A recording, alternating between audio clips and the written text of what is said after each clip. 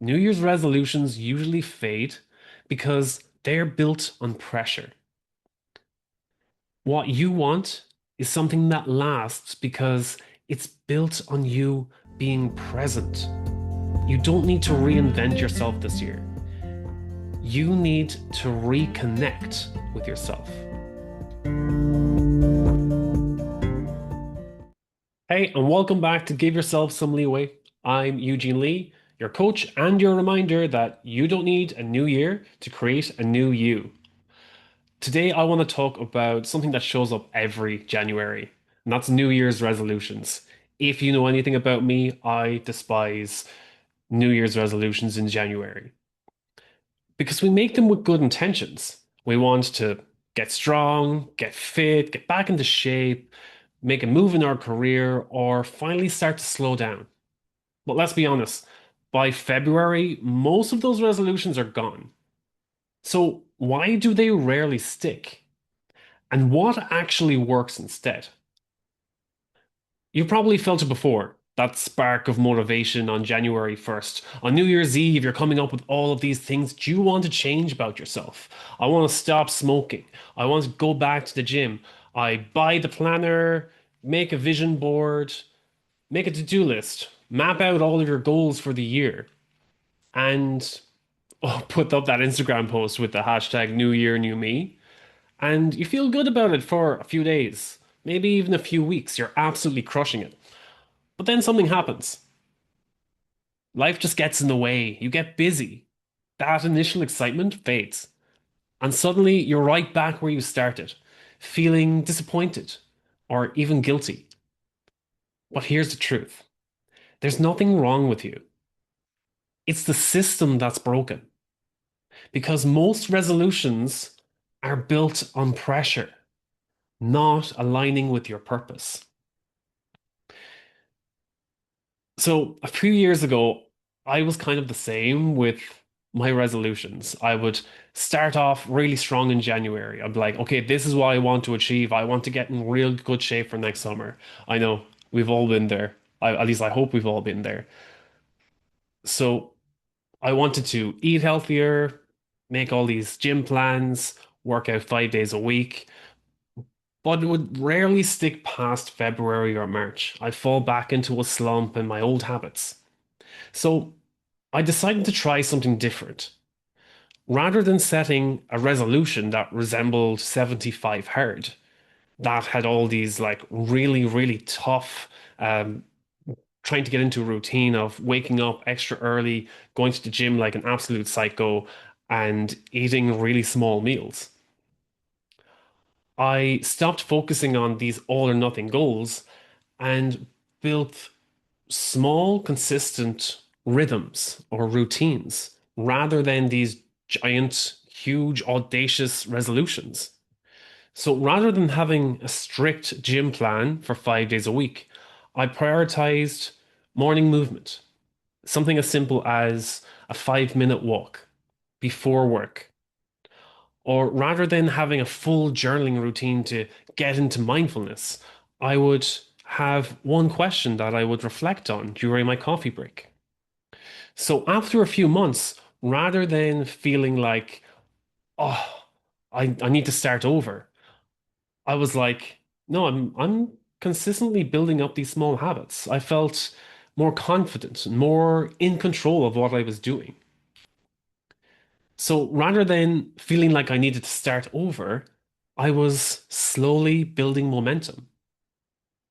So this is why resolutions usually fail. The reason is that people try to rely on the motivation. That motivation that you have on New Year's Eve, New Year's Day to have that new year, new me outlook, it feels great in that moment. When you make that post on social media, it feels great in that moment. But that motivation, that willpower is temporary. With real change, you need to build systems that work even when you don't feel like it. As James Clear says in Atomic Habits, we don't rise to the level of our goals, but we fall to the level of our systems. The second reason that New Year's resolutions don't work is that they're built on these extremes with so many obstacles in the way. We go too big too fast. We make these huge, audacious goals in January. We're in that slump, that like twilight zone between Christmas and New Year's, where time has no concept, where there's selection boxes, chocolates, cheese boards, everything around us, obscene amounts of alcohol, maybe. And maybe we're not consuming it ourselves, but our peers are consuming it around us. And even if we want to say, oh, I'm doing no sugar, I'm working out daily, I'm going to have 5 a.m. mornings, there is no more difficult time than that first week of January when all of this is still in your environment. It's you're putting so much resistance in front of you that your brain is going to want to protect you from that overload, from that quick change. Your brain is going to think, okay, this is a fight or flight moment. So it rebels. The safety, the defense mechanism comes in, and that causes you to procrastinate. And oftentimes people think that's, oh, well, I tried it for 4 days. That doesn't work for me. Maybe I'll try again in 2027. Don't make the obstacle so extreme that your body is going to rebel, that your body is going to see it as a huge wall, a huge obstacle that you can't overcome. Consistency over time, making it a small habit and building momentum, building consistency and momentum over time is how you make it work. The third reason is that people focus on the outcomes, not on the identity. So met someone, I meet someone every year who says this when New Year's resolutions comes up. They say, "Oh, I'm trying to quit smoking. I'm trying not to smoke. I'm 4 days in, I'm trying not to smoke. I'm trying to lose weight. I want to lose more weight." Or I want 2026 to be a productive year for me. And the thing is, they're focusing on the outcome. But sustainable change comes when you anchor your habits to the person you want to become, not just what you're doing. If you say, I'm trying to quit smoking, what you're really saying is, I am a smoker. And I'm trying to change myself from doing that thing I always do. Whereas if you create an identity, who you want to become, rather than saying, I am trying to quit smoking, you say, oh, I don't smoke. I'm not a smoker. That reinforces the habit of not smoking because why would you? You're reinforcing the belief that you do not smoke. You are not a smoker. So why would you reinforce that habit? And rather than saying, I want to lose weight, say, I'm becoming someone who treats my body with care. I like to treat my body with care. So rather than having that negative outset of, oh, I'm really trying hard to lose weight, but it's not happening, it's, I'm becoming someone who treats my body with care.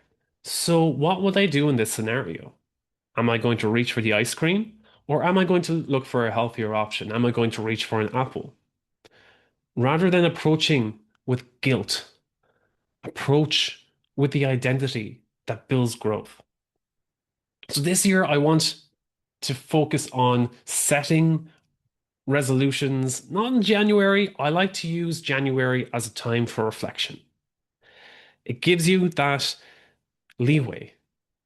January gives you that leeway to reflect on yourself, to reconnect with yourself, especially if you've overindulged in the Christmas period. And January can be a bit bleak, especially in Ireland, especially in the UK and in the Northern Hemisphere. We're still dealing with dark mornings and very, very early dark evenings. It can be a very difficult time to set a habit like a 5 a.m. morning start if you are not already doing so.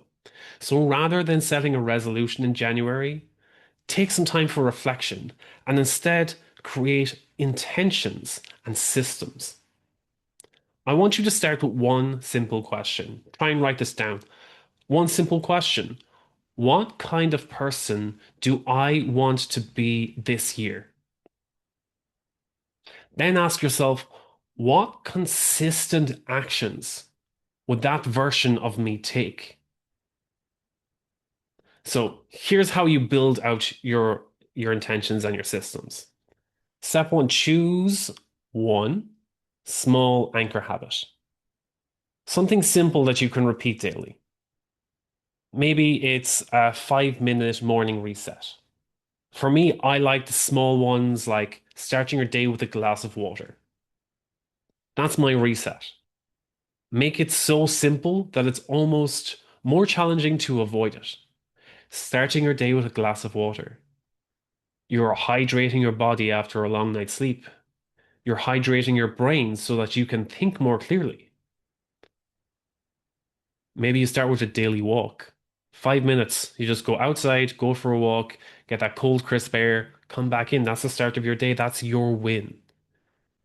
Maybe it's smiling in the mirror. Smile at your reflection first thing in the morning. The next step is to start tracking that one small habit. Track it every day. It does not have to be perfect. If you miss a day, just start the next day and track how many days in a row you can be consistent. Stop focusing on the perfection. Focus on progress over time.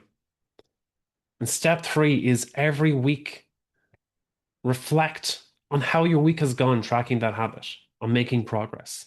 It does not need to be perfect. You just need to know over time what worked for me, what didn't work, what felt good, and what felt forced. Did it really fit into my life? If life gets in the way, what's going to stop me from reinforcing this habit? What change can I make going forward to make this easier for me? You adjust your systems so that it fits into your real life. Not that it's a strict schedule that you must adhere to and fit your life around it. Because if it does not fit into your life, it's less likely to become consistent over time. So, this isn't about having a New Year's resolution that's going to mess up your life in a way or change it drastically. It's about finding something that fits into your rhythm. Small changes over time build momentum. So, here's what I want you to remember.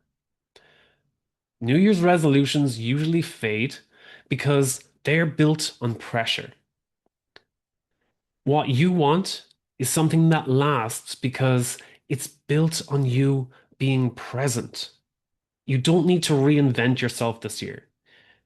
You need to reconnect with yourself, with intention, with consistency over time, and with a lot of self-compassion. Because when you align your actions with who you truly are, you don't need to wait until January 1st to start afresh. You can begin any time that you choose. So this year, I'm going to make this a habit. I'm going to tell everyone every episode, you need to give yourself some leeway. Focus less on fixing yourself and focus more on supporting yourself, supporting who you want to become, because that's where the real change begins. Thank you for listening again today. Uh, I really want to focus more this year on connecting with all of you, on starting those conversations, because that's where the real change is. I found through my interviews, through a lot of these conversations that I've had in the street as well, the real momentum builds is when we start sharing these stories together. So I hope you take the time to go through these action steps and reach out to me. If you want to go through this with me, or if you find it difficult getting started with your resolutions for 2026, you can always reach out to me.